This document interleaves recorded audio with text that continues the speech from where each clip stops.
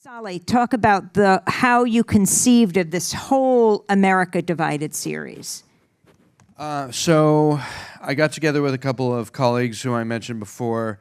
Rick Rowley worked as a producer for Democracy Now! For years. Lucian Reed. The three of us had been working together on a series about climate change called Years of Living Dangerously, which is similar in a lot of ways to this. And we thought, what is the other existential threat to our society and our country aside from climate change? And we couldn't help but realize that inequality, class division was something that really affects everything.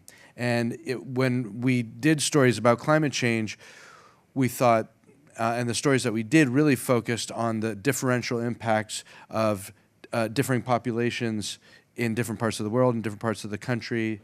So we did a story about how climate change would affect Bangladesh, and a lot of that just had to do with the fact that it's such a poor country. Or we did a story about how Superstorm Sandy affected Far Rockaway, which is a marginal place because of its geography. It's sandwiched between the Atlantic Ocean on one side and Jamaica Bay on the other side. It was completely submerged during Superstorm Sandy, but it's also marginal socioeconomically. It's a poor community with a lot of immigrants, people of color, and the impacts there were so much greater than elsewhere. And so it just seemed obvious to us to focus on the economic divide, and of course with the economic divide there's race and there's gender. So, and we have 8 different stories I think everybody saw in the trailer. Each one is explored by a different high-profile sort of celebrity correspondent, and each of those individuals has some kind of integral connection to the subject matter. We're not lobbyists, we who made the series, but we definitely view the series as an activist tool.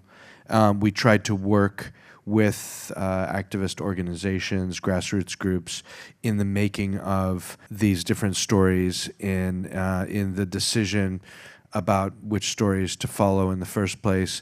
And we also have a generous grant from the Kellogg Foundation and actually OSF as well, which we just found out about yesterday, to go around the country and have screenings like this one and the one in Flint tomorrow, and there's going to be another screening at NYU tomorrow at the Tishman Auditorium, and basically work with groups to have this as an educational tool, and so that these different groups who really know the issues in a granular way and know legislation and policy in a granular way can use this as a way to organize and bring people together. And so I guess that's how. I mean, I'm not sure that we have the solution to every problem that we're addressing, but we're telling stories as a way to bring people together.